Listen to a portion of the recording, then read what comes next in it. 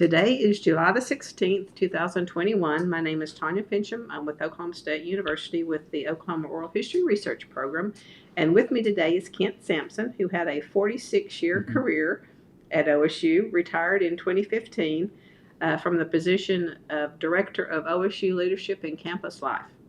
Correct? That's correct. That's right. This interview is being conducted in the Student Union on the OSU Stillwater campus and will be part of the We Will Remember Oral History Project. Okay. So for today's interview, we'll be talking about tragic events impacting OSU and the Cowboy family during his tenure. This includes the 2001 and 2011 plane crash, and then the 2015 homecoming parade crash. So by way of context, the first plane crash in 2001 was January 27th, and a plane crash carrying 10 men associated with the men's basketball program at OSU. And the university and Cowboy community made a promise to the families that those lost would never be forgotten. 10 years later, in November the 17th, 2011, a plane crash carrying 4 people associated with the women's basketball program at OSU. And then in October of 2015, a person drove into the crowd attending the OSU homecoming parade, killing 4 people and injuring around 50 more. Mm-hmm. So thank you for coming today and sharing your memories with us. But before we get to all of that, let's learn a little bit about you. Start wherever you want. Okay. Well, Tanya, I appreciate the opportunity to share some thoughts and recollections from those difficult moments and times for the institution and for so many people. But just catching up on me a little bit. So I did retire in 2015 with 46 years of service. I did 28 years in Res Life, and then the last 18 in the Leadership and Campus Life role from 1997 till my retirement time in 2015. And the other thing I'd say that about me probably is that I've just been asked to serve as the Emeriti Association president. President-elect is what it is now, and I'll become president in January of 2022. So I've served on the committee representing the Emeriti with the faculty council and others for almost 6 years. So I guess that's one of the reasons somebody remembered me or thought, well, why don't we ask Sampson to do this? So I'm going to continue my service or connection a little bit through the Emeriti group, I think. But yeah, that's probably as much as you want to hear about me, knowing that Jerry had a lot of info from my time earlier. I was born and raised on a little farm, rural area southwest of Chickasha, Oklahoma. 10 miles southwest of there, and did my undergraduate work at Southwestern in Weatherford, and then my graduate work here at OSU. Okay. So where do you consider home? Well, we're really Stillwater. Stillwater. Because we've been here, Sheila and I have been married now at 51 years, and so we've raised daughters here who each have 2 degrees from here, and even today have grandsons in town visiting with us. So really, over time, Stillwater has really been our home for sure. Yeah. Okay. Well, in your role as director of the Department of Leadership at OSU Campus Life, can you just give us a few ideas of what that would entail for those who might not know? Yeah, it promised that every day's agenda was different. I learned that story because students are all over the board. And one of the beauties of that opportunity was I really had a chance to work with what I call the best and the brightest kids. I was SGA advisor for those 18 years, which means every Wednesday night at 7 p.m. I was up here in one of these case study rooms at a union as their advisor. So I saw a lot of great young men and women come and go and lead and serve. And some of that you'll hear in the stories about the 3 tragic events. But it assured that every day was different. For example, there are over 500 student organizations. We had responsibility of working with and training those advisors and student leaders. It included something like international students and scholars, a population that I really learned to respect and appreciate and value. And at that time, with sometimes more than 2,000 international students from 120 some different countries. So that was a part of the element of our campus life, and that helped to diversify it considerably. Fraternities and sororities were part of our area. Off-campus student association, which is has a strong and loud population in the SGA Senate historically, because it's a large population. That was a part of the area. So it promised to, and of course then the whole leadership dimension was another element that we focused on and tried to help in terms of cultivating that component within students and others. So it ensured that every day was a little bit different. That just like being tied and drawn into some of these tragedies were elements of that, because things like we'll talk about this morning were surely things that impacted students. And I found they too, just like us, struggle with what is the best way to serve and help here. How can I help, or what can I do the most that would be the most value or good? So what's neat is to see some ways that was manifested by students during those difficult times. Hopefully we'll hear about some of those ways. Yeah, you will. So basically on a day in, day out, constantly student involvement. Really from is, your yeah. office. And I enjoyed that immensely. It kept me young and on my toes, I'd like to think, and maybe caught up with what was going on in life and in the world and with students.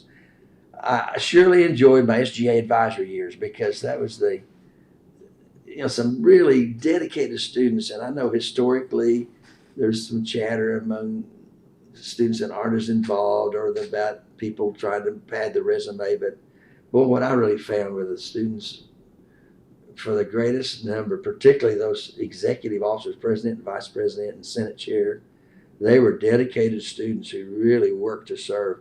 And actually, an interesting story, and maybe y'all have interviewed them before they died, Bonnie and Dennis Smith. I don't know if y'all would have ever. Yeah. Bonnie was the first SGA female president, and she famously told me in a humorous way, she said, well, the reason I got to be president because Ralph Tate was the president. He was called up to World War II. So therefore I was vice president and I moved into that role. And then the second year she was elected and served again. But I spent a lot of time with Bonnie and Dennis in their later years, and including some of their memorabilia, such as a little freshman beanie hat that he had to wear and things like that. So it allowed me to also work with some alums like the Smiths and others who had real strong ties here, and it all tied to their student experience. They all got degrees here and they went on to their career in various ways, but they all came back to some things that I call the student life experience, So that was interesting to visit with them from way back whenever, as well as the more recent graduates. So I still hear pretty often from a lot of those people that were involved in the SGA Senate, for example, these last 18 years when I was with them. Names, lots of names going through your head Yes, right now. there are names and faces. That's true. Yeah, that's true. And you were from a small town in? Yeah, in Grady County, Chickasha, Oklahoma, 10 miles southwest of there is where I was raised on a farm. Yeah. Do you still have the farm? We do. I have younger. There are 5 siblings, 5 Sampson, 4 boys, 1 girl. She lives in Boston. Been there for she and her husband for.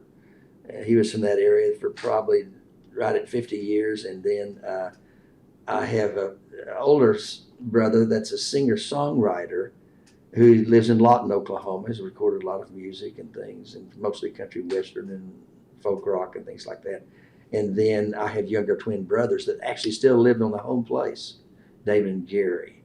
So yes, the farm is still kind of in the family and doesn't generate much revenue, but it's home in that sense. In fact, I wanted as many of the family as possible to see our daughter and the 2 grandsons. So we did make a trip with them down there, which is about a 2-hour drive, a week ago Saturday, so they could have some time to see them, because they wanted to see them soon, because they also hadn't seen them in years.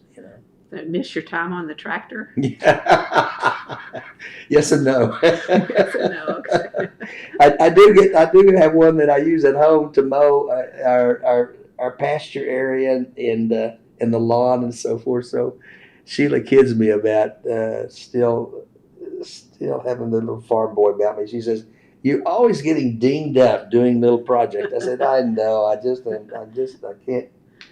I'm not very mechanical, and so as a result, I bruise and beat myself up all the time doing stuff." So I just ask that simply. I mean, if that would way you to relax, would you go? Would you go back? Or no? Oh yeah, or do? yes.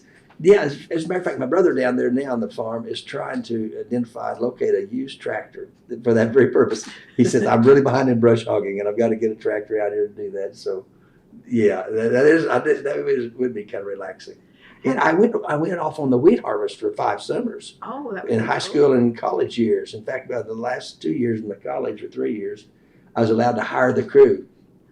We had 5 trucks and 5 combines, and we went up the wheat belt from western Oklahoma all the way to Montana during the summer. So, and that was very enjoyable. Not only did you get to see the country and the world a little bit and travel, make some good money at that age, and of course, room and board was provided. So, the farming side of it was something I enjoyed at that level and at that scale because I wasn't used to anything that big for sure. So where would you spend the night? In people's homes? Or? Yes, everything from excuse me. When we started out in Granite, Oklahoma, we stayed. The co-owner of the company was Jack Nance. He and his wife owned a hotel in Granite, so we stayed in their hotel in Granite.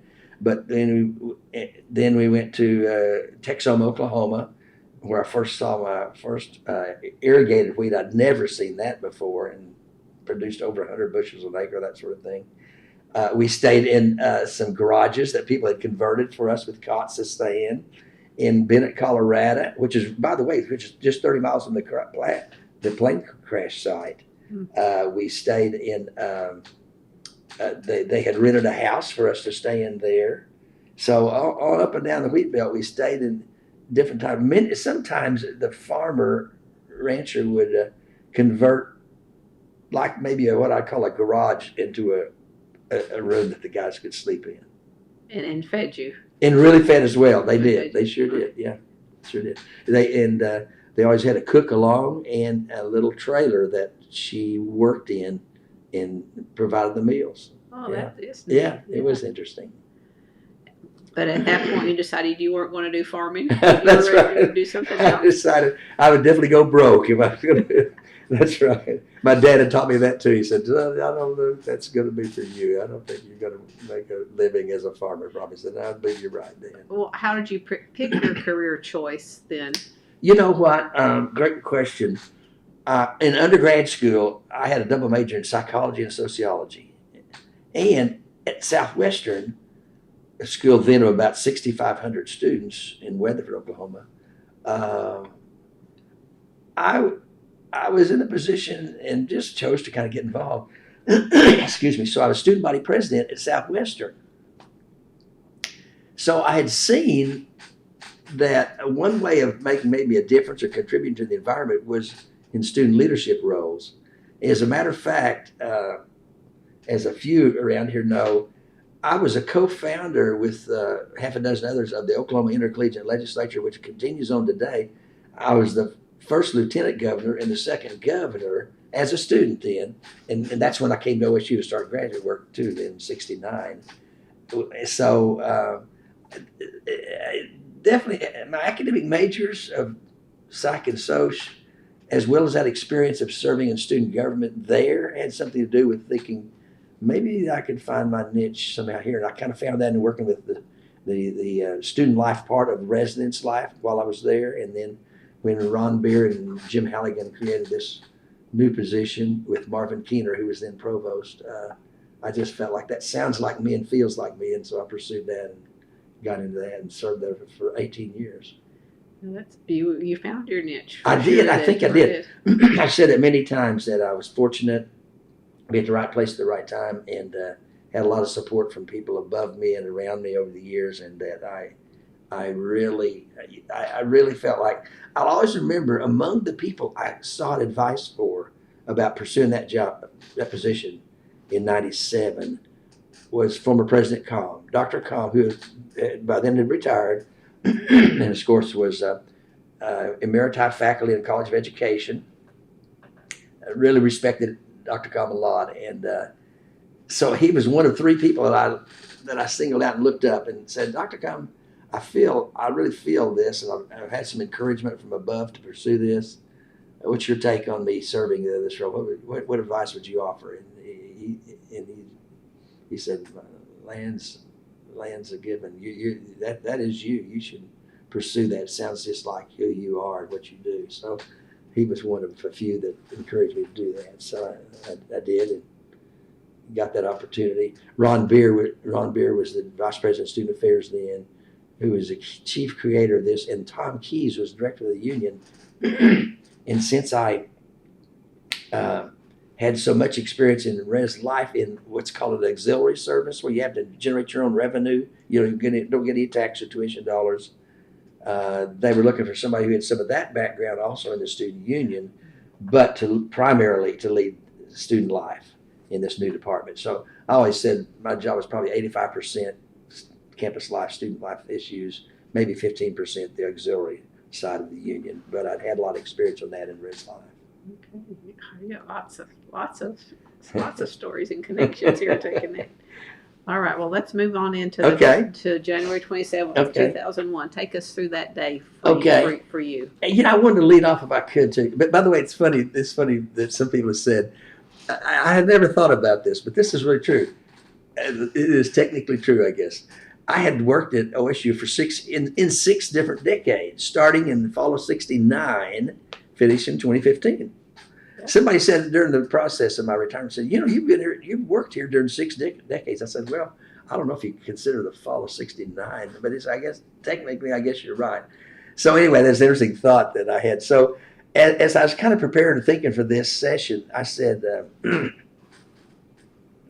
I realized a lot of folks, particularly for this interview, will relate to these 3 tragedies we're going to discuss.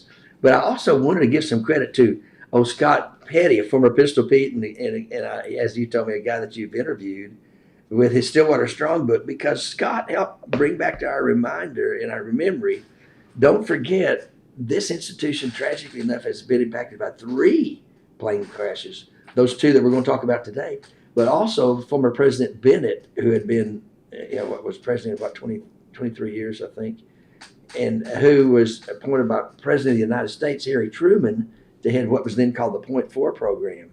And he and his wife, Eva, were in a plane with 22 other people leaving Tehran, Iran. I think it was December 22nd, 1951. And their plane crashed in a snowstorm outside of Tehran, Iran. So I thought that was an interesting reminder to think most campuses that we haven't been impacted by 1 plane crash, but at OSU we had these 3, not only of some athletic teams, and then the homecoming tragedy, but we also lost a president who was quite visionary.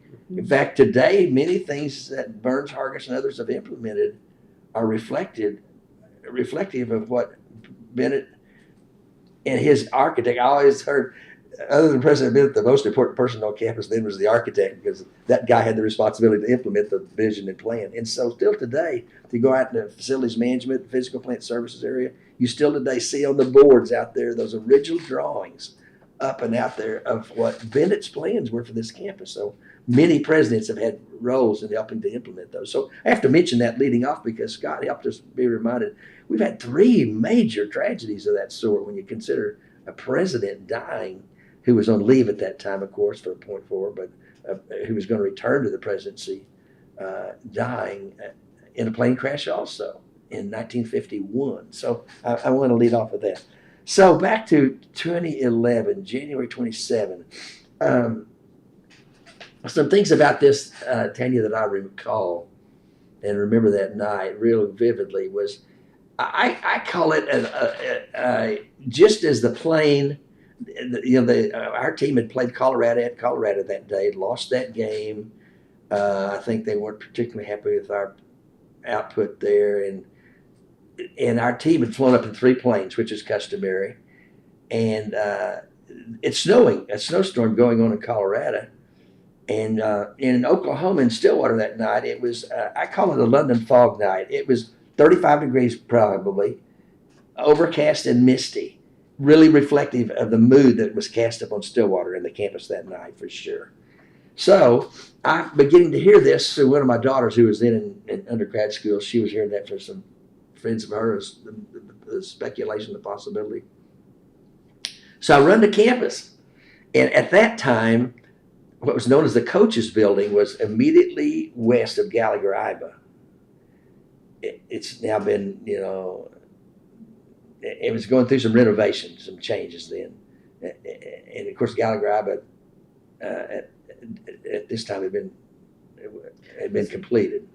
So, therefore, the basketball offices and other athletic offices were out of that area and were located on the second floor of Cordell Hall. So I think my first thought was, I'm going to run to the basketball office and see what the truth is, what's going on. And to my amazement, I walk in that area on the second floor of Cordell Hall then, which is, of course, now gone from campus. And on the second floor in Cordell, the lights are on, the door was unlocked, and I walked in, there's nobody there. I thought, oh my goodness, where is everybody? And then, of course, I came to realize then and later, they were all still at the airport gathering. 2 planes had made it in, 1 hadn't. And they were all out there waiting and anticipating, beginning to get little leaks of information and so forth. So that's where they were. But I thought, how interesting. So after that, what I chose to do was to spend some time on campus then. My first visit was to Bennett Hall, right across the street over there from the athletic facility, and also where some of them are staying. And why there? Yeah, that's what it's Why there. I went there because a lot of the athletes lived and ate there, and there's a big student population there. And so I thought, well, I'll just go in there and sit down and visit with students and others. I did that, and of course they were hearing the same thing, and they had a lot of questions. I'll always remember a young lady that worked for KOSU for years. That night was a student reporter, and she was in Bennett that lobby that night also. Her name will come back to me in a minute. And she interviewed me that night and wanted to know what we knew and what was going on, what was happening, that sort of thing. So I just remember it being a terrible night, and the night in Stillwater was reflective of that tragedy. It was an overcast, misty, cold night. It was a depressing night of sorts anyway, weather-wise, before you got that terrible news.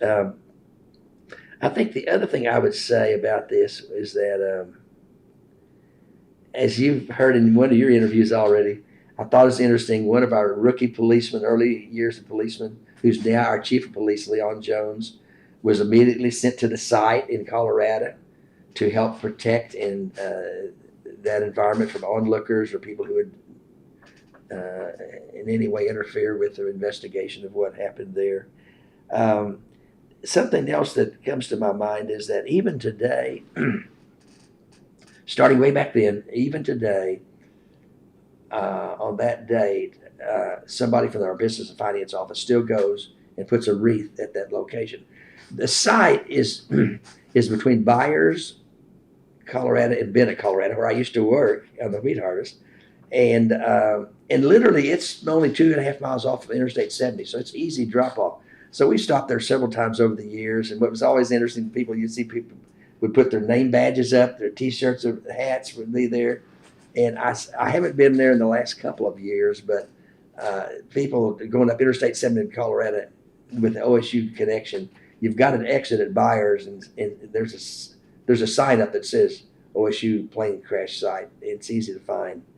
So, and it's in a kind of it's in what many of us say was an ugly part of Colorado, in that it was no trees, hilly, rocky, and I always remember Jim Halligan, President Halligan, saying that he got the advice. At that time, they were thinking maybe some statues or things like that, and a guy from the local police department there and safety department advised him, said, no, given the terrain and the environment and the winter and weathers here, I would make something dark, flat, and attached to the ground. And they did that, and of course fenced it in. And so there, just like in Gallagher-Iba now, there's a little sign pointing each direction. What was it, 587 miles or whatever it is between the two locations. But they did a great job of honoring those 10 there as well as back here. And speaking of back here, one way students were really involved because they wanted to figure out what could we do, how can we contribute to this. They did so in various ways. This was a Saturday night. The following Wednesday was the memorial ceremony in Gallagher Iba. The place, it was as we know, is the new Gallagher Iba, 13,000 seats now instead of the 6,000. So the place was virtually full. The floor was full of chairs. And I always remember in the video, it's part of my OSU history class next week that I teach. There's some snapshots from that. And I always remember as a color guard was presented coming in, the very first person to stand up was Patsy Sutton, seeing the flag come by, and then her husband Eddie and everybody else rose at the same time. But it was interesting to see that. Kelly Ogle from News 9 emceed that event. He was here for that as an OSU alum and did, of course, a really good job. But students' role in this, they tried to find ways that they could serve or help or acknowledge the tragedy. So what they wound up doing were they volunteered to serve as ushers to help people find seats. And they tried to keep people from sitting right immediately behind the podium, which is on the north side of the Gallagher Iba. So they tried to block that area off, but they were up on first and second floor, concourse level of the first floor, trying to help people find seats wherever, because they weren't reserved seats except some on the floor for team and athletic personnel and others. So I always thought too it was interesting to see how I thought athletics then. Terry Don Phillips then was athletic director. Thought it was interesting to see their approach was to assign a person to every family, and be they a counselor, and that there are many counselors, of course, who work in that, but also athletic department personnel assigned to each family in any way they could help. I remember, I forget where I was at, maybe Chicago or someplace at a conference several weeks after this. And I was coming back home, and I always remember then, I even stopped at a United Airlines counter, and I wrote a little note and said to them, because we had been told that United Airlines then had offered free flights for any family members that are affected by this to try to get here. So I stopped at one of their counters and just told them that and expressed thanks. The other thing I'll say, Tanya, about the way students try to express, and I did bring a few props, as you saw with Jerry. So this is an actual shirt. The Interfraternity Council, IFC, men, they tried to decide, well, what do we do? And is it interesting? Students so often come up with T-shirt ideas. So here is your 10 jersey that they had. The first simply had an OSU on it. Yeah. But here's the shirt that they had. And IFC reprinted and sold these, and all those funds then channeled into scholarships that went into a larger pool that still today is in place given those. So I thought this was neat. That one way, and as you'll see later on as I talk about the other tragedies, you'll also hear T-shirts come up again, because it seemed like that's one of the tangible ways students felt like they could get people to give something for a good cause and give them a little something as a memory, as a token of their memory. So those are the things that kind of come to mind about that. I see. I did want to mention, still to this day, so 20 years later, athletic department, promising to remember, still around that January 27th date, we'll host the families for a meal or reception, depending on the time of the day and the game, and also a game. And they'll all sit together for the game, and they'll be introduced and acknowledged, not one by one, but as a group. So the athletic department's always done that, continues to do that, and she and I are usually a part of that, as well as several other people who were here working that then. And I've got to say this, I think. One of those who died in the crash was the guy named Will Hancock, who was kind of a sports public information guy. I didn't know Will, but I met his father, Bill Hancock, and I'm not selling books or anything by any means, but Bill later in time authored this book called Riding with the Blue Moth.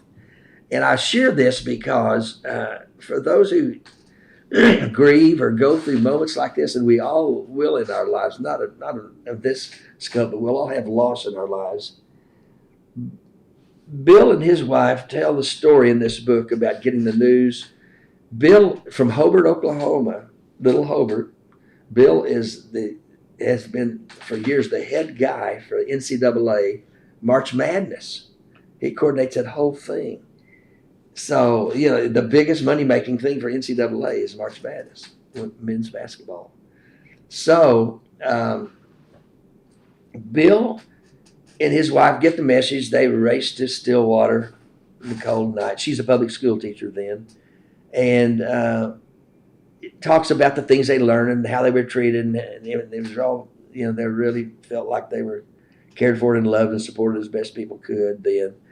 And then he and his wife find themselves back in Kansas City where she was teaching. Let's say this is 6 weeks later approximately. And he says, we could not get in gear. We couldn't find a purpose in life. We couldn't move forward. So my wife says, well, Bill, you're a biker and you had been planning to bike across the United States. Why don't you go ahead and do it? So he says, well, maybe that's a good idea. And so he tells his story and chronicles all the way from Los Angeles, California to Savannah, Georgia. He bikes across, was it 47 days or whatever it was, and she follows him in a little RV. Well, the reason I include this, and particularly for one who deals with grief in moments, Bill's story, and of course people didn't know who they were as they crossed the country. Almost nobody knew who they were. They even came through Oklahoma. Mountain View, Oklahoma was one of their stops, I remember. Any rate, I looked it over even last night again to see how they felt kind of day by day, and then particularly the exuberance about actually hitting the Atlantic in Savannah, Georgia there at the end. But Bill said, and the most important message of Bill's book in this story was that the blue moth is symbolic of depression. And he said, what I learned, I met some great people on this bike trip across the country, wonderful people who cared for me, looked out for us, and offered us food, all sort of things, offered us encouragement now and then. But what I learned from this was at most surprising moments, the blue moth would still descend upon you. Depression would hit you. Certain things would remind you of Will and his death. So he said, what I learned from this experience was that it'll always be with you, and it'll come and go in moments that you can't always predict. But that's what the blue moth represented in his life, and he shared that in his story in his book. And I just thought it was really intriguing and interesting. Over the years, I've gotten to know him somewhat, and they come back, as do many of the family members, for the Remember the 10 run or walk that I've been involved with several years and gone to that many times. And they all wear their Team Hancock shirts or whatever, since Will's wife was Karen, who was then our head women's soccer coach. So I see him regularly at that event, and then because they always come back for that, and sometimes they come back for the luncheon and the game. And the other interesting thing is that you see moments where people have even set him up by our bookstore to sell or make books available because I guess people thought the book was of that sort of value. So I mentioned that because I thought Hancock, who was so tragically impacted with the loss of a son, had learned in his own way. He and his wife kind of benefited in a sense from having to move on with life, and this is how they told their story. His little bike from Los Angeles to Savannah, Georgia, across the southern route of the United States. I thought that was interesting. So those are some ways and memories that I have of that. We've stopped at the memorial site several times in Colorado over the years, and like Jim Halligan said, it's flat and it has the pictures of all the guys and their names and dates and what they did, just like their pictures show and reflect here. I always remember, too, one of the things that Halligan reminded us, he said one of the people that they contacted was an artist to do the cowboy statue that's in Galley-River now, where the memorial site is. And as Halligan said, he says, you know, a cowboy never lets his hat touch the ground. And as Halligan says on the video that I use next week in the training for the history of OSU, he said, in this picture, the cowboy's bending and his hat is touching the ground. Symbolic again of that, not normally happening, but sometimes if it does, that might be one way to express it. So those are some thoughts that I've got that about the nature of the night here. And did the students do a vigil? Do you remember? Or would your department's been involved with any of that? You know, that's a great question. Student government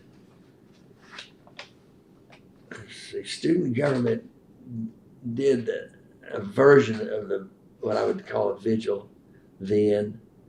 And I remember a guy named Vic Wheeler, who's now a banker in Eastern Oklahoma. Vic Wheeler was SGA president then, and Marilyn Martin was his vice president, who's now one of our advisory committees for student affairs here. But her husband's a career Air Force guy, and I think they're in Alabama maybe. But yes, they were prominent leaders in doing something to acknowledge that. And I don't exactly remember details of that, and that it wasn't as profound really as the homecoming one, where I saw this amazing ceremony and gathering that night, organized in less than a day. So when I get to that, I'll share that one with more detail. But I know the students were affected. They served, they helped, they raised funds for the families and others. The details of a vigil I don't quite recall. Okay, that's fine. Then as we moved on to 2011, the Budke and Serena death, and of course the Brandstatters owned the plane, and Olin had been a state representative, so he was a very well-known person and an alum here. And so the four of them, he and his wife, as well as Kirk Budke and Serena, the assistant coach, died in that crash near Little Rock, Arkansas. They were on a recruitment trip. And what I remember about that was Ashley Leonard was the SGA president, and Kyle Bouthod was the vice president. Kyle had this interesting idea. I don't know how he landed on this, but it was really touching. What Kyle did was he's from the Kansas City area.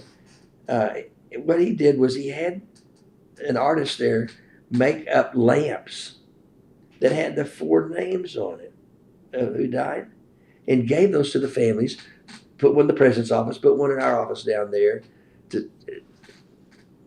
And I thought it was a novel, unique expression. I thought, well, I would have never thought of this, but when I saw it, I thought it was tasteful and touching. And I know even down in the Campus Life area today, they still have that lamp burning there. So I'm guessing that probably burns in some of those homes still today. The other thing that Kyle did with another student, they also got in the T-shirt business. It seemed like students always are up for a T-shirt for some cause, and sure enough, oh my goodness, they generated thousands of dollars, and so they had to reorder shirts so many times, and they would sell them on campus. They would sell them at women's games, men's games, other places at times, but generated again thousands of dollars, again for the scholarship program in the memory of those coaches and the Brandstatters. I've noticed that when athletics has that gathering annually for the 10 for the ball game and the meal or reception, families of those four are also invited to that.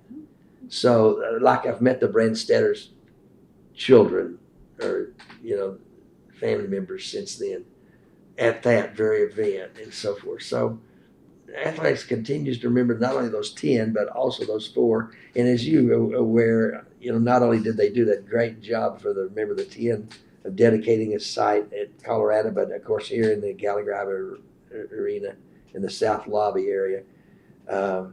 For Coach Budke and Serena and the Brenstatters, they did something similar outdoors. They actually moved the pony statue over by the Sherman Smith athletic practice area just so they could create that memorial to Coach Budke and Coach Serena and the Brenstatters there. So some nice expressions have been made by the university over time to honor and remember those family members and those that were lost in those events. Well, did students also serve as ushers for that memorial service They did. as well? That's right. They wanted to know how do we best help. We thought, well, let's get them involved and present there to do that. And it is kind of interesting.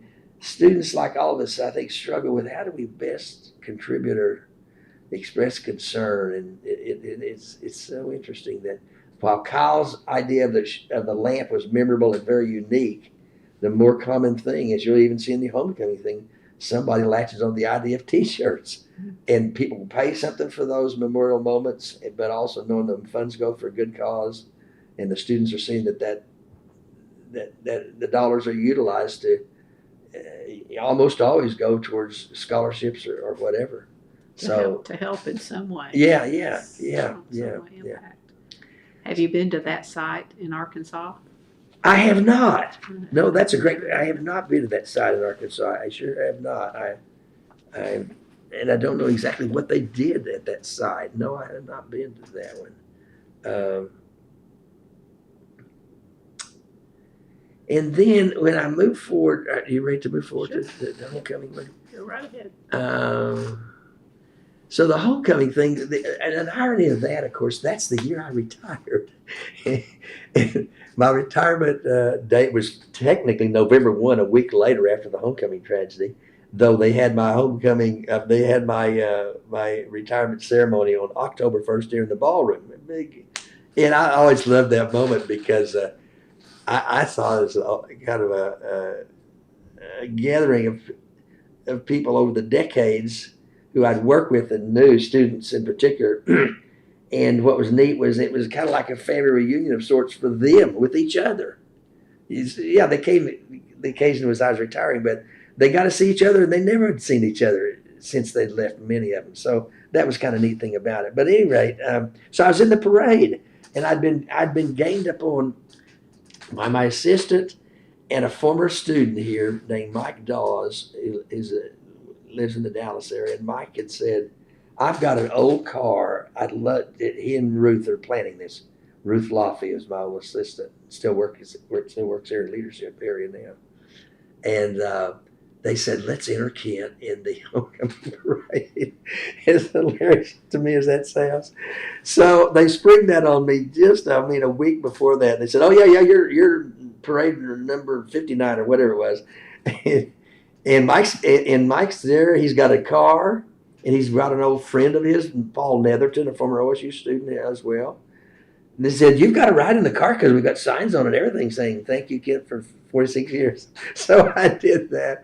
I'm surprised people didn't throw tomatoes at me during that, but I did see several people along the parade route, including my spouse and some family who showed up for that. So that was kind of cute. But anyway, so I go through that line, that parade route, and I guess I'm about 30 minutes ahead of the tragedy. I'm already through that, and at this point, I forget. I'm still on. I think I was back to the office at that time.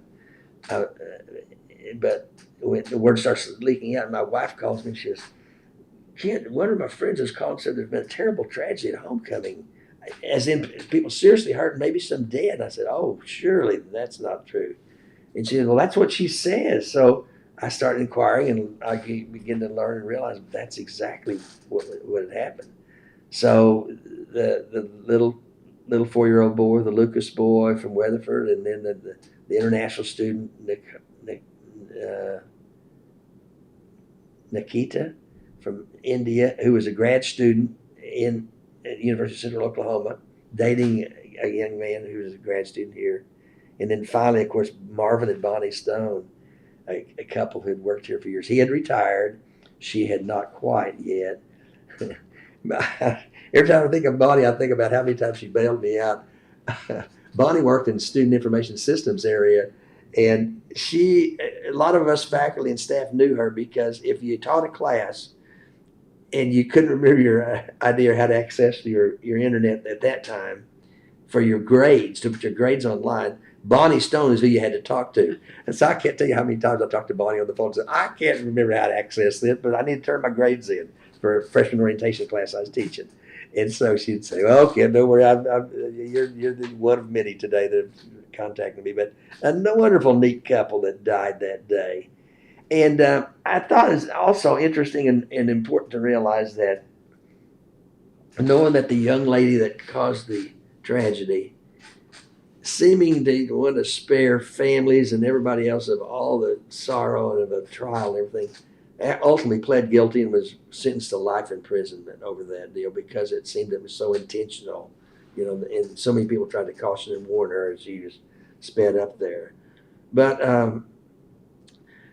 there was a guy named Kyle Hilbert, and Taylor Dennis was his vice president. He was president of SGA. He today's a state representative, and I noticed he had a lot to do with this year's higher education budget. I saw that former President Hargis had thanked him for his leadership and his effort with establishing the higher ed budget or the education budget. So Kyle is a doer, was student body president then from Little Depew, Oklahoma is where he's from. And Kyle and Taylor, as leaders, sought to try to find ways to help. And I'll never forget this. Talk about memorials. This happened on a Saturday, October 24. I'll never forget. In 24 hours, the Interfaith Council, which is a group of combined religious organizations on campus, led by a guy who was counseling and seeing some students that very afternoon because of what they had seen and witnessed and been there for. His name is Matt Mills. He's now a pastor, preacher at a church in Perkins. His wife, Melissa, still works in the library in the math learning resource area. Melissa's her name. Well, Matt was the orchestra conductor, if you would, of putting something together in 24 hours. I couldn't believe it. Sunday night, and they contacted me and asked me to come if I'd say a few things or help with a prayer or something. So the amphitheater for this, when the Union was renovated 8 or 9 years ago, the amphitheater just north of the Union was built in as a definite part for student gatherings outside. So it's not unusual to have 30, 50, maybe 100 people together out there. That night, in 24 hours, I guess social media and other ways had a way of helping reinforce the communication. I have never seen anything like it. It was a kind of prayer vigil, a candlelight vigil. And the estimate that I got from those there who kind of tried to help us figure there's over 2,000 were there that night. And they went all the way from not only the seated area to the east, all the way past Kyle Clock to the west, standing with their candles. It was unbelievable numbers. And Matt Mills orchestrated that and worked with many other campus ministers in putting that together. And I recall they each had some pertinent comments. And then I think each would maybe lead a prayer for each family member. And they included also one for the lady who had caused the accident, caused the tragedy, the lady who had run into the crowd. They included remembering her. So, and that family. So I've never seen anything like that. But it reminded me, I was on campus also, like so many others, when 9/11, when the planes took down the towers in New York. And I always remember a gathering, and I've seen video of when JFK was assassinated, likewise. what I've seen happen, it happened that day in 9/11, and it had happened those many years before. What was it, 63? So it was for Kennedy's death. Huge gatherings of students on the library lawn, and that's what happened that day. So I always remember myself going down to the library lawn when those announcements were coming out. Students have always seemed to find a sense of solace or the need to be together or to be out and about with others to share in difficult moments. So that happened when Kennedy was assassinated. I've seen that on video. That happened at 9/11. I was down there then, saw that, and I still remember two students, Robert Rademeyer and Ross McKnight's daughter, what's her first name, were standing there together. I knew them both, and they were just misty-eyed and stunned over, like most of us were, about that. And I remember talking to those two there. So that was so memorable to see what they did that at the homecoming gathering and that way to honor them. Did they do a T-shirt again for it? They did. For that too. One of the senators, Jacqueline Lane, picked up on that. And as Scott in his book reminds us, she, with the help of Scott and a few other people, got together with Stan Clark and his designer, Esco and Joe's, and had them help develop a shirt. And she printed and reprinted and sold and resold those. She generated $82,000 in T-shirt sales alone from the end. So Jackie Lane was SGA senator from engineering. Took the lead on that for Kyle and for Taylor's group.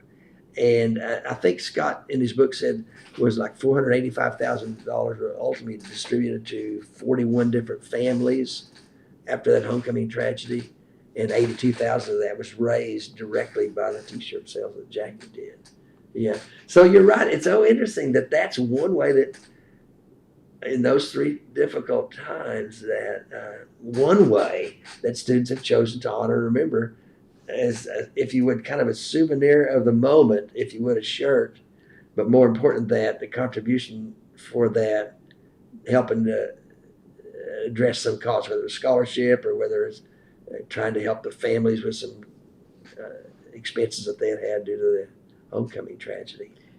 So, yes, Jackie gets credit for that. I couldn't believe it when they said it had raised $82,000. And I'll always remember Matt Mills. I just couldn't believe that he had the capability of getting all those people organizing together and doing a really nice service that night, that Sunday night, the day after the tragedy, by what was it, 7 o'clock or so on the North Student Union area outside there. Were you familiar with any of the injured? Yes, I was some of them. I sure was. I knew Bonnie Stone and her husband. I knew Bonnie best. I knew her husband somewhat. I certainly knew Kelly Murphy. And I was so thrilled one day. This might be after I had retired. I was in the Whitehurst Hall on the second floor walking from the vice president's office for some reason. And there I ran into Kelly, who, of course, knew me from years, and I knew her. And she was on her own walking down the hall. I thought, oh my goodness, it brought tears to my eyes to see her and to realize what, and the book helps you even more so appreciate and realize what all she personally and her family have been through. But yeah, I and of course I dealt a lot with and worked closely with a lot of the counseling center staff for both the 2001 tragedy and also the second two tragedies, the 2011 and as well as the homecoming one, because they were all part of our student affairs staff. So I worked closely with some of the counseling center staff also, who spend a lot of time with families, individuals, and that sort of thing. So. Well, and being international students were under you as well. Was there anything in particular you remember from the student being in India and the? Yes, I think there's a strong outpouring of the international student community here to support the young man who was her boyfriend / fiance and the family as it relates to trying to communicate to them back in India what had happened to their daughter and how. So yeah, I think there was a strong presence and contribution of support, if you would, for the young man who was a grad student here, as well as maybe indirectly trying to impact and communicate with her family back home about the situation. To this day, I noticed Scott even spoke about it in the book, that this day, I guess the young man who was her fiance to be still has a regret that why wasn't it him, and if she had just been moved a few feet away, she would never have been harmed, or why couldn't it have been him? The type of questions people ask in these moments, Yeah. But yeah, I was impressed to see, even though she wasn't an OSU student, she was at an OSU event, and her mate there was somebody that many internationals and others knew, and so there was a strong outreach, I felt like, of that population to them. Well, I know homecoming is such heavily planned by students, so I assume that you would have been able to address some of those topics and issues. It really the homecoming committee worked for months on putting together their plans for that, and even the theme, and of course, as well as identifying who the parade marshal would be and all this sort of thing. So, and it's all kind of hush hush until they announce these sort of things, and then of course the groups. One of the interesting things that I've seen over time is that while the residence halls used to be the highlights of the homecoming in the sense of the huge house decorations, over time that has migrated to the Greek houses. And I've always said, once again, it shows that women are smarter than men, because the house decorations are always set up on the men's lawns, the fraternities. The women cooperate with them in popping and everything, but they don't tear up their own lawn. They let the guys tear up their own lawn for their house decoration. And of course, as you know, and as Jerry's interviews and others have shown, my word, that Friday night gathering now for the walk around, which includes the residence halls area, but it's primarily the Greek life area of University and adjacent streets, is 50,000 plus people these days coming, for amazing crowds for that. And of course, many of them are around, therefore, and in town for the homecoming parade that next day. That was discontinued for many years, and then it was resurrected, the homecoming parade, and it has only grown and strengthened under, again, I think the leadership of both the Alumni Association, but also the students who have served in that capacity. Yeah, I think this one is going to be the 101. Yeah, that's right. 101st, because they couldn't do the 100 one last year because of good old COVID. That's right. Yeah, that's true. Yeah. So you've mentioned that you teach a class. I do. How do you incorporate these three things into that, or will you? Oh yes, the class that I'm continuing to teach for human resources now, I definitely spend some time in there. The video that I used, actually the Alumni Association did it probably 15 years ago. The video I use in there is priceless because it's got live interviews in there of Frank Eaton, of many former presidents, of how Murray Hall got its name originally, before the changes this last year. And on and on. Some great videos there. So I use that as part of my history in that, and that's primarily for employees. Now, in my class that I taught for freshman orientation for the arts and sciences for years, I didn't spend, since I had a kind of prescribed curriculum, I did focus on some leadership components in that class as well, but I didn't spend as much time in history in that class. Did a little bit, but not nearly as much as I do with this session that I do for HR for employees. I just wondered if you're continuing the culture. I mean, yeah, it's kind of interesting that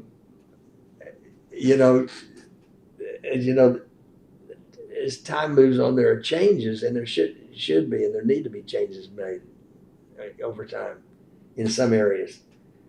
But I think it's important not to change just for change's sake, but change when there's reasons and purposes for that. Well, my wife, Sheila kids, he says, well, you know, when you retired, they hired three or four people ultimately took on the duties and roles you had. I said, that's not exactly right, Sheila. But I said, you're biased. Of course, you think that's true. But it was part of some reorganization and some changes that needed to be made to impact some services being provided, particularly in terms of leadership. And now with Burns retiring, the notion of this Leadership Institute that he's going to still be a part of, and Josh Taylor from the Leadership Office has now been asked to head that Leadership Institute. So those are examples of some of the changes over time that have been made and need to be made. So I would hope. I guess I told the HR people, human resources people, that I would continue to do this class as long as I felt like I could contribute and do something with that. And I said the problem with me doing the history of OSU is that there's a lot of people. I mean, I just am one little slice of it. And as the Centennial books show us, oh my goodness, those books that I really value and appreciate those, the history of the university there, and like my times with Bonnie and Dennis Smith, and you know, their leader, his and her, particularly her leadership roles there years ago, World War II time in the 40s. So I don't know how you go about best preserving those things. This is one way for certain, the Oral Histories Project, but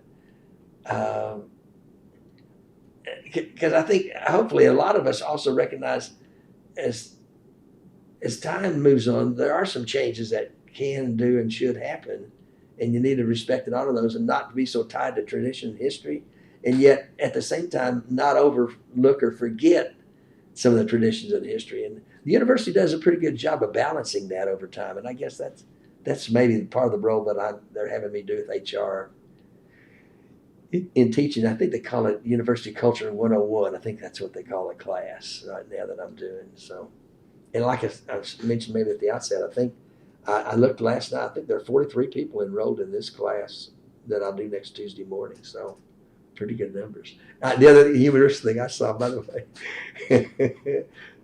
of the 43, there were 2 males, 41 females. I thought that was interesting. I'll have to give the guys a hard time about saying, well, why are you here? Did somebody make you come or what?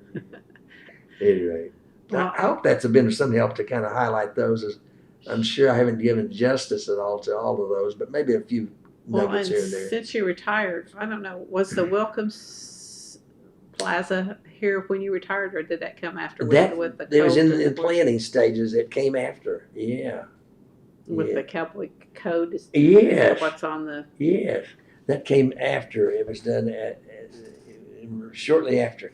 It was in the plan and been in the works for a good while, but the funding and then ultimately implementing it came a little bit after I retired. So when time goes by in a hurry, doesn't it? It does. Was the bowling alley still in this building when you started? You know, in '97 when I came to this job, it had already been removed. Okay. But when I worked in Res Life those first 28 years, many of those years I officed in this union on the 3rd floor. The bowling alley was here then. Okay. Yeah, that's right. And there was, bowling used to be a big thing. They used to have competition among the Big 8 or Big 12 schools for bowling. And there was an intramural sport for bowling way back then, too. Maybe they should bring it back. Maybe so. That's right. Yeah. What do you miss most? Wow, a good point. I guess probably what I miss most are probably the positive and the desirable interactions with students of all sorts, in particular those that were, for one reason or another, became known as campus leaders. Because like I said earlier, I kind of describe them as the best and the brightest in some ways, really talented people who are dedicated to serving others, and in spite of what the media sometimes might have portrayed, or the Oka Legion, they weren't just resume padders. They really had some good thoughts. And I think of the leaders that I mentioned to you today who were president during those tragedies and how they were impacted, and some of the things that came out of they and their group's thinking. And some ways that they attempted in their own way to honor and remember the families in the tragedy. So that's probably the other thing I always appreciate too. And I would hope Dr. Shrum continues this. I would think with her tutelage or impact that Burns has had on her. One of the things I think I've served here, last I counted, I think it's six presidents. That's what I was thinking too, going through my head. Yeah, I think six. One of the things I've always appreciated, both before I took the job in '97, but after, was how valued student input seemed to be in those offices, in those presidents' offices. Because both before I ever took the job in '97, when I started advising SGA, and certainly after, because I saw it regularly, that office, whether that was the president or his chief of staff, if you would, or whatever you'd call those folks at the time, were interested in what was going on in student life and in SGA Senate. They wanted to know what students' opinions were on certain things, and before some decisions would be made, or before things would be taken to the Board of Regents. So I learned really to appreciate, I think, Tanya, a genuine respect that I felt that I've seen in those six college presidents in their administrations, to turn to student opinion and thought and advice for decisions. Certainly, not all student opinions and thoughts and ideas have been approved by our administration, but I think they've always had an avenue and a door and listen. And I think, I believe every one of those administrations have made a point early on to meet with the president of the student body and the vice president, and on a regular basis for that to continue to happen with that vice president of student affairs. So I've learned to see that too, in respect of that though there isn't always agreement on everything, they still seek out student opinions and have during those years. And I directly, of course, saw it from '97 on in those last 18 years. Indirectly, I sensed it and saw it in my res life years as well. You've led by example, it sounds like, too. Did you have a mentor early on who you were? Yeah, that's a great question. From? At Southwestern, and I got a most surprising call out of the pastor recently. In fact, my family was here visiting us, and somebody that they had my cell phone number somehow. I got a call. Our kids that were here from Europe, as I mentioned, they're still here right now, and I got this call on a reference for a person who was applying for a position at a church. Well, turned out his father I knew well when I was in Southwestern or Weatherford. So this is a roundabout way of answering your question. His father was both a church elder in Weatherford, but was also a professor of chemistry in their pharmacy program out there, which is a very good pharmacy program. Well, a couple people that really, his name was Don, his last name will come to me in a minute, but even more impactful to me, Joanna Hibbler was the first female college president in the state of Oklahoma, and she was our student senate advisor at Weatherford. So Joanna, and then there was a fellow named Homer Timmons, who was pharmacy faculty. They were the co-advisors of student government. So those two folks had, at my earlier time in undergrad schools, had a big impact upon me, as kind of helping you think and see that students on campuses do have a role and a place and should be listened to and have something to offer. I think they respected and saw that, and I saw that in them, and they encouraged that. And when I got here, gosh, I'd have to say probably a couple that I've really learned from and benefited from, in particular, was former Vice President Ron Beer, who served 20 years here as VP of Student Affairs. And President Halligan at one point gave me some award, Outstanding Administrator or something like that. I forget the year now, but So I knew Halligan through beer and others from a distance, but I'd have to say, but I really saw and realized how much he listened to what students' opinions were and thoughts were. For example, things like Martin Luther King Day or fall break are good examples of things that he made changes on, his administration made changes on based upon recommendations from student government. Well, so Halligan, I saw him through those eyes while I was serving here in those ways. It's after that time that he had honored me, but I got to know him even better later. So after I retired, he retired. I saw the other day he had just turned 85. I thought, oh no, Jim Halligan at 85. Goodness gracious! And and of course they're at the retirement area now, where a lot of faculty staff are now. But I got to know him better, and I'd say he indirectly had an impact on me earlier because I knew he listened to what students' opinions and thoughts were, and then later as I got to know him, such as him seeking to raise funds at one point, he says, I'm kind of perturbed. OU is giving more dollars out to President's Leadership Council kids there than we are. We need to change that.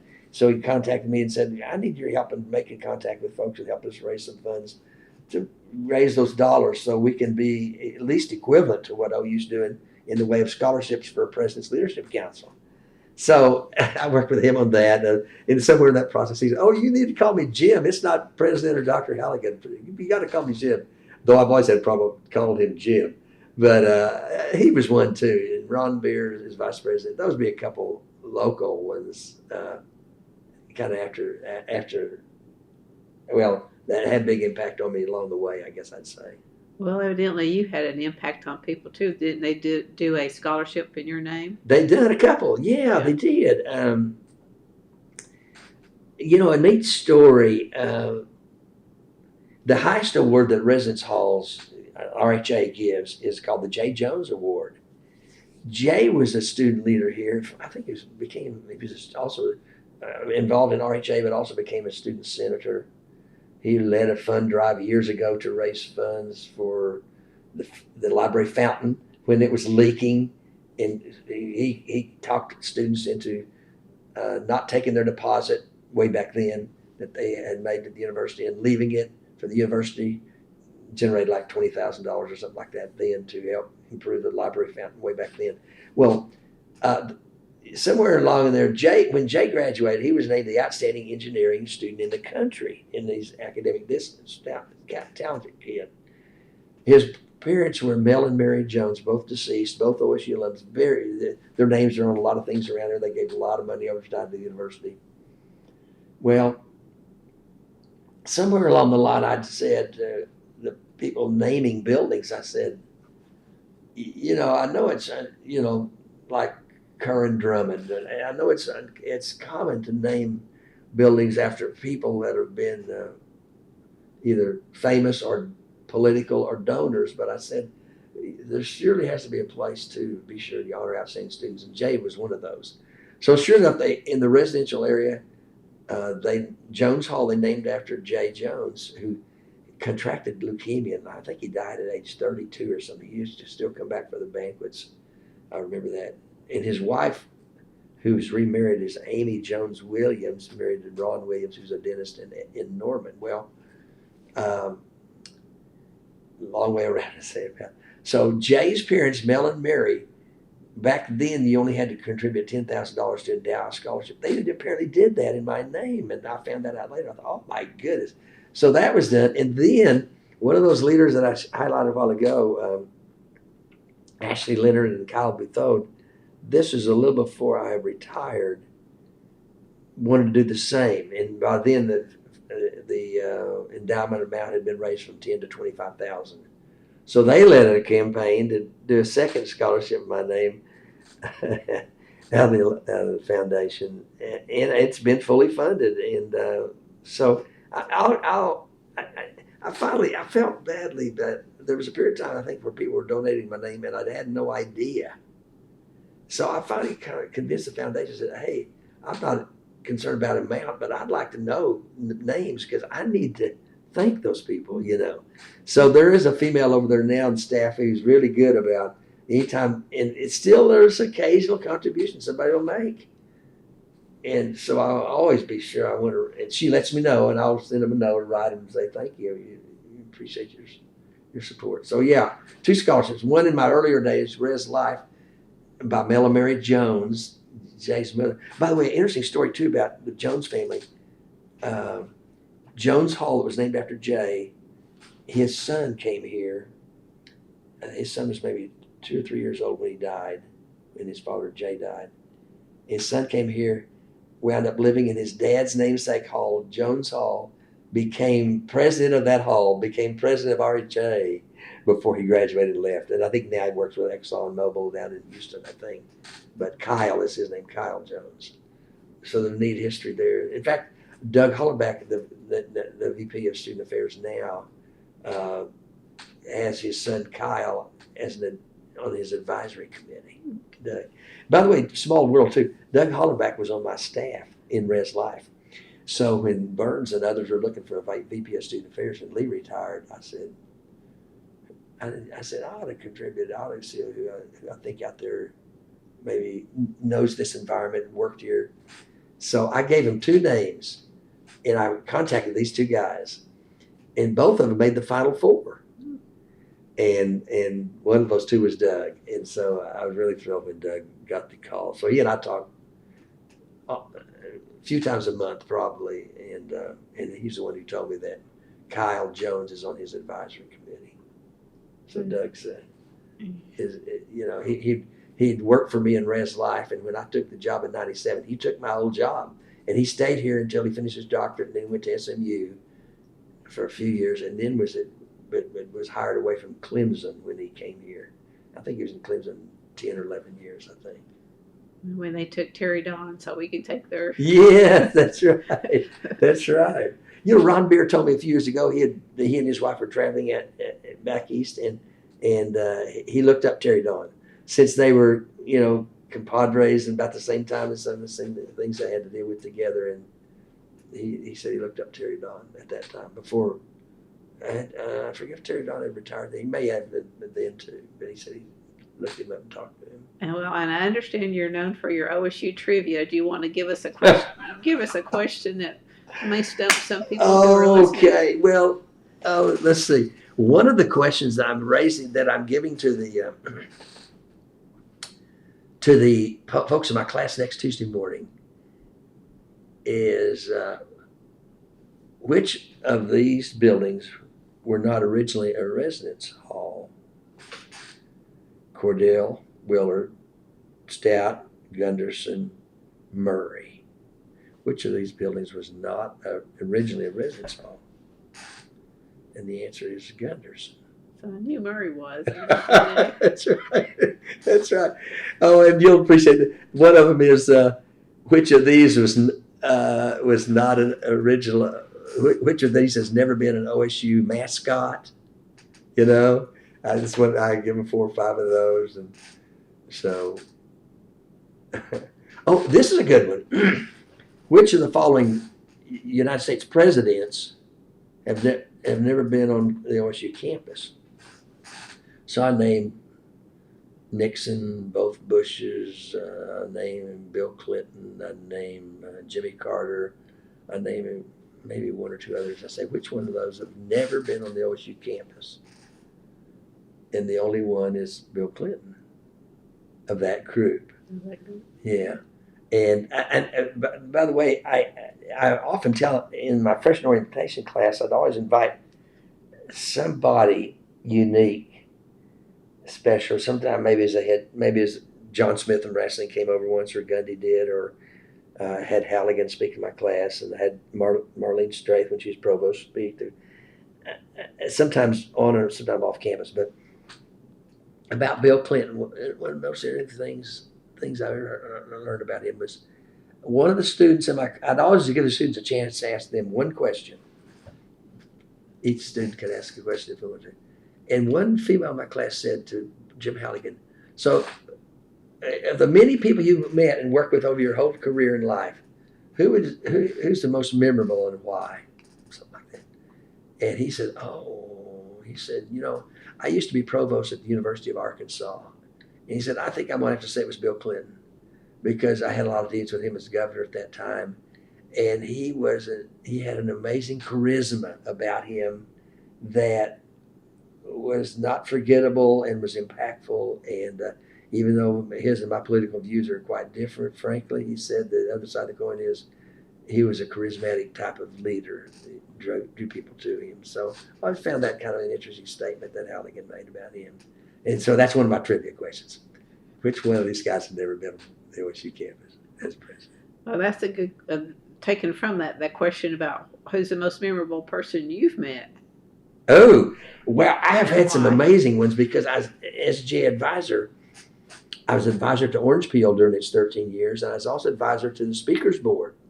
So I've had dinner with everybody from Shaquille O'Neal to Magic Johnson in the athletic world, to Suzanne Summers in the acting world, to the Iron Lady from Great Britain, Margaret Thatcher. Some remarkable opportunities to sit and listen and meet. MLK's wife, Coretta Scott King, came here and spoke, as did their son, Martin Luther King III, spoke here. And getting to be a theme, I still have a picture at home of myself with her sitting.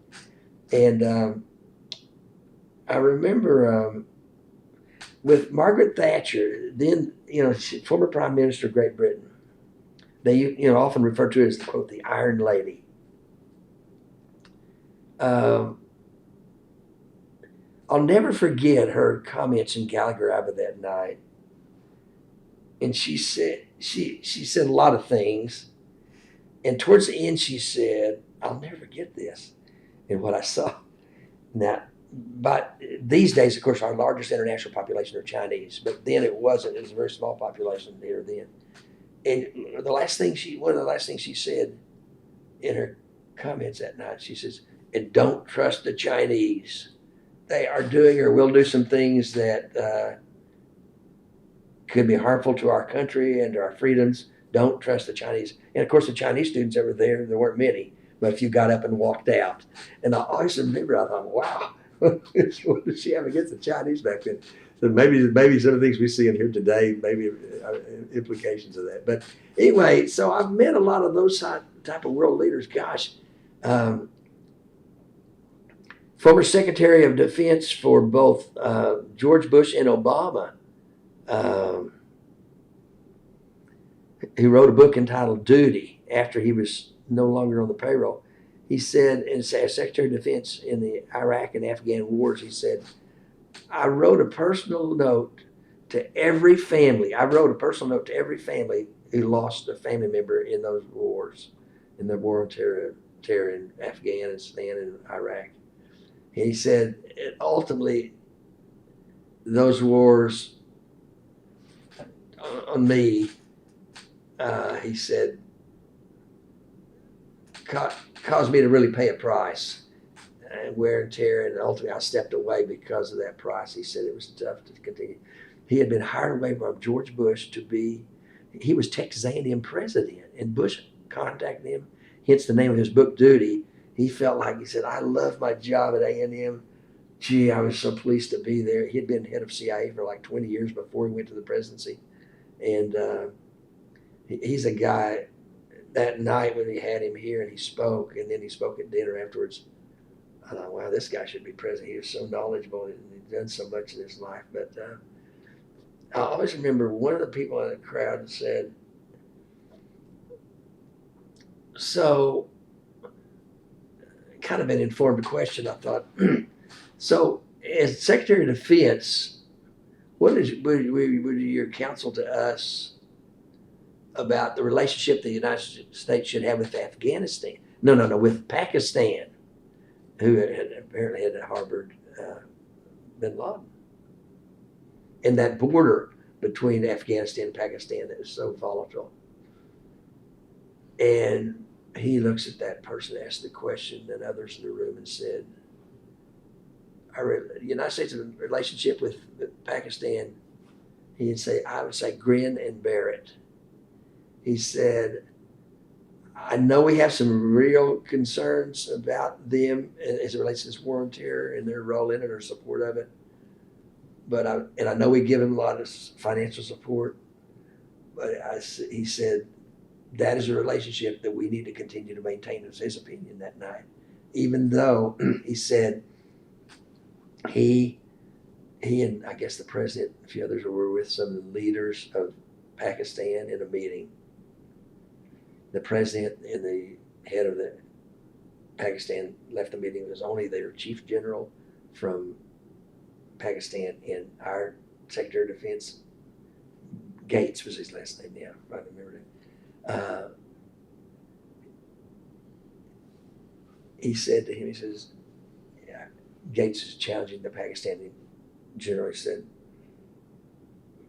you all say these things, but why is it you keep killing our soldiers? Why is it you all keep participating in this war on terror and killing our soldiers?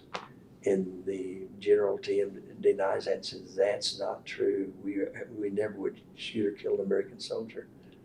And Gates that night said to us, and he said, I thought this at the time. He says, liar. He just said, because he said his intel, he knew that was not true. But they really denied that. Anyway, so Bill Gates was very impressive as a former Secretary of Defense. And we've had some amazing ones. I've always appreciated the fact that one of Burns Hargis's approaches had been, hey, be sure and let me know, keep me informed when you've got these folks coming to campus, because I want to interview them. And of course, as he has and done over the years. Mm-hmm. So we got many really great interviews of our president with some of these people of the world, there was a period of time where I think, they got Jimmy Fallon here just before he went on the Tonight, just before he took on the Tonight Show or whatever. And I remember the first night back, he wore his OSU sweatshirt the kids had given him on his show, and he made a pitch about where he had been, what he had done. But I thought it was always interesting to see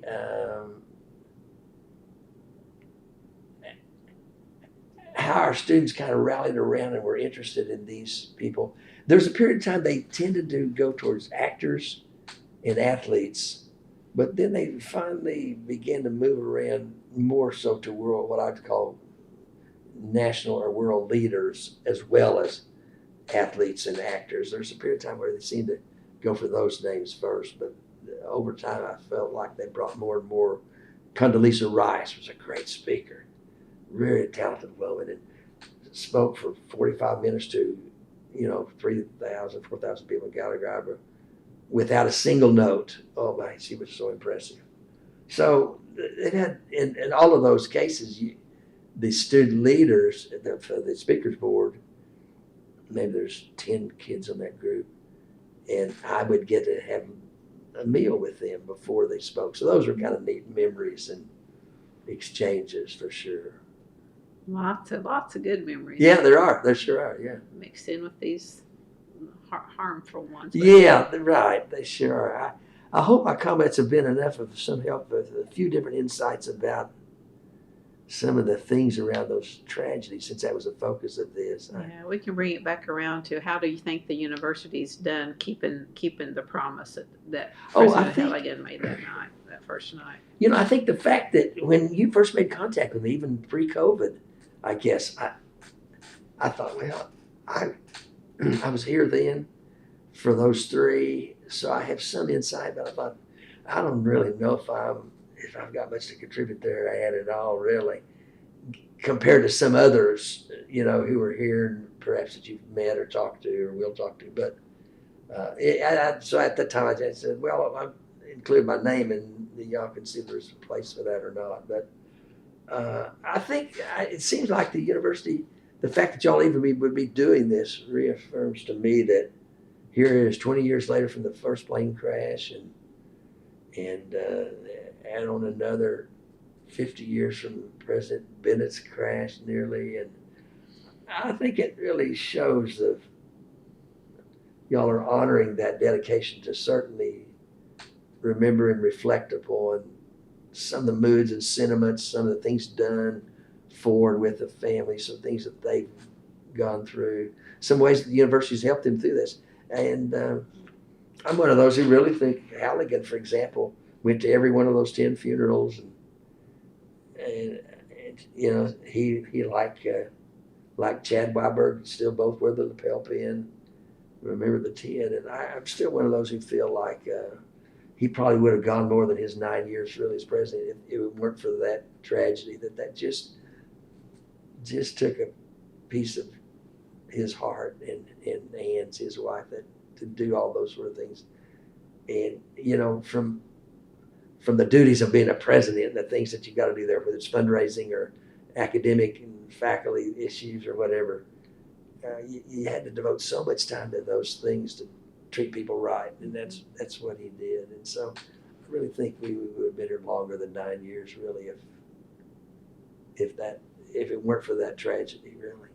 So yeah, I feel pleased that you all are pursuing these, and it's your way of helping the institution remember these tragedies and to help us indeed never forget, just as those who are here, those former students and faculty, staff, and others would never forget. You know, there's certain things about those occasions that are certainly permanently embedded in our memories, such as mine of what that night was like on this campus here in 2001, or the gatherings with the families, you know, for the games every year after that. There are just certain things that are embedded in certain folks' memories that are always there, and that's as true for students really as it is for people like me. So I think that's a good way for people to have the capability of going back and remembering and seeing some things. And though I recognize one of your limitations, our limitations together would be that you've just heard my perspective. You know, one set of eyes and experiences, and it's only one, and there's so many others that you know that can be shared that would be unique from mine, of course. So. Well, and it adds to the story of the Oklahoma standard that keeps coming up. Yeah, it does, kind of, doesn't it? Yeah, it does. Yeah. People do step up and do the best to help however they're needed. That's true. And who would ever believe? I say who, I guess I would believe that students would always sell T-shirts for the big occasion events. I mean, there's one tangible way that they did, and boy, they generated lots of revenue for good causes. You know. Still are, I guess. Yeah, that's right. They still are. Every club's got a T-shirt. That's for sure. That's right. Yeah. Well, I've covered all of my highlights that I intended to. Is there anything else you can think of we need to discuss? Not overly, Tanya. I appreciate the time with you and you all's interest in continuing these sort of stories. I don't know that my story is particularly amazing or unique, but it is mine, and it's one that I'm certainly willing to share, and because it has been a great place to work, and it's been a student-oriented university, and I think I was in a position to be able to see and observe and to say that, that these 6 presidents that I've served under, man, in various ways. It was under President Smidley that the Parent Association was formed. Well, why? Because they had come from Texas Tech, and that was a big deal out there. Well, we didn't have an officially organized Parents Association group. Well, we got some parents together. They formed a constitution and have had that presence. And on campus now, Fran Gregg today is the campus advisor on campus to the Parent Association, because nobody cares more about, you know, their kids than their parents, you know, and education. So why wouldn't we connect that way? So, I mean, that's just one example of how one of those presidents had valued that population and seen what was being done elsewhere and thought, why can't that happen here? And he and his wife were very involved in getting that started. Just as an example. And then the other Camp Cowboy. Camp Cowboy, yeah, that's right. Yes. What a story. Yeah, you know, Ron Beer, actually, there's quite a story behind this. Misty Ambrose, it's now Misty Ambrose Montgomery, has a master's degree from A&M, did her bachelor's here. She may even have a law degree, I forget. Anyway, it's a mother now in Edmond. And Misty ran for student body president when I was still in Res Life and was not elected. The next year, I meet her again, and her issue is, what are we doing for freshmen? What can be done for freshmen? So she's raised this question to Vice President Beer. Beer says, well, I don't know. Why don't y'all look around and see what other schools are doing? So in 98, Steve Hasley from my staff takes 2 students down to Texas A&M and studies fish camp. I took 2 students to Auburn University and studied Camp War Eagle.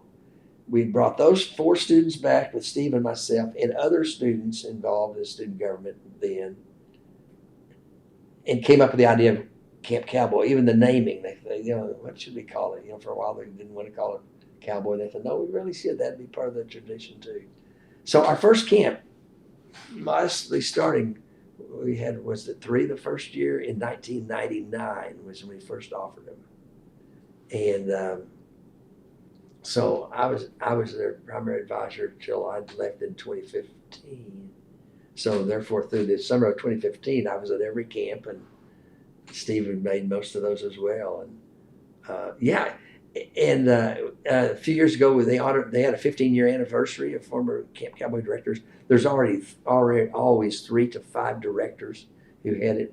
And since I retired, they've even diversified that a little bit more in that. Now that they're doing some camps off-site, while we were doing at Camp Redlands, which has never been very, very well developed, although they had a great ropes course and a great lake out there, Lake Carl Blackwell, do things with and around, but they've kind of now brought that back most to campus and doing it out by the intramural fields a little bit. But they're also doing one in Arkansas and one down at Anadarko, I think it is. So they've tried to do some things, even rafting and even some things at different environments to bring together some freshmen. So what I really liked about what we learned from A&M and from Auburn was how they were successfully tying faculty and the academics into those programs.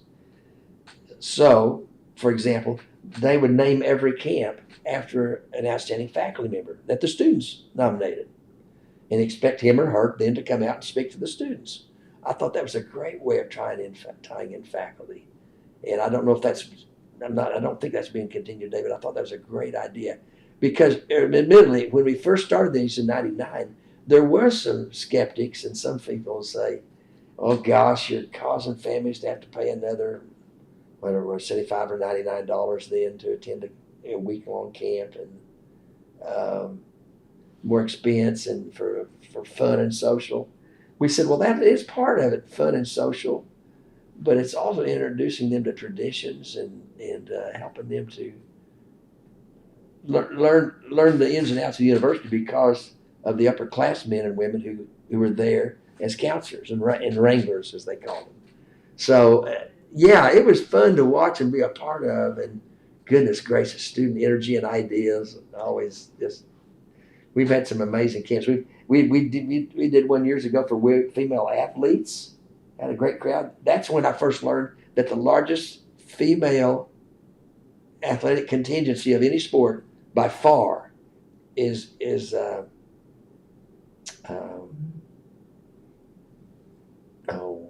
the word is the horse group. Equestrian.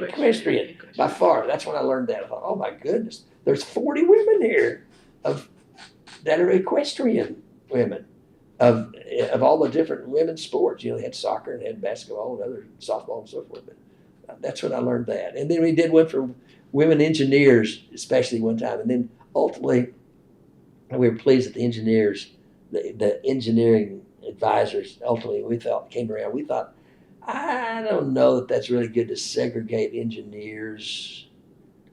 At that time, there's going to happen a lot in their academics anyway. Maybe it's better for them to be with education and arts and science majors and others.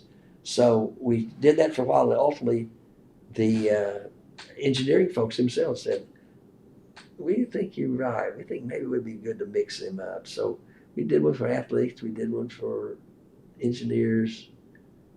We did an alumni camp one time. We brought back some alums to go through that, and they wanted to see what all we were doing, and they helped fund several things that we were trying to do. The Alumni Association gave us a gator one time because you're always transporting lots of things out there, and the gator allowed us to be able to do that without trying to muscle those things around yourself always. So yeah, it's been a great tradition to reinforce some things about OSU. And I realize that snapshot each year differs a little bit probably, but again, the idea that carries the most weight in the water, as I see it, is the fact that these freshmen to be, incoming freshmen, come in for those days, 4 or 5 days, and are under the influence, if you would, of key upper class leaders who have been carefully interviewed and selected. And they help them figure out how to braille the experience, how to learn and do, and to where you can cut the red tape and where you can't, maybe, and things like that. They learn from upper class leaders, and that's the ideal way to help orient and bring them in. Not hearing it from me, but hearing it from upperclassmen, Well, you have some influence on that coming down, and then it comes back up, doesn't it? It kind of does. It's a two-way. It does sometimes. Makes you feel young. Keeps you young. It does. Keeps me on their toes. That's right. That's true. That's really true. Yeah. All right, then we'll wrap it up and say thank you for coming today. It's been great. My pleasure meeting you, Tanya. Thank you for your time. I hope this has some help and some insight to your project. Great. It's a piece of the pie. So Okay, good. thank you. Yeah, appreciate it. Thank you.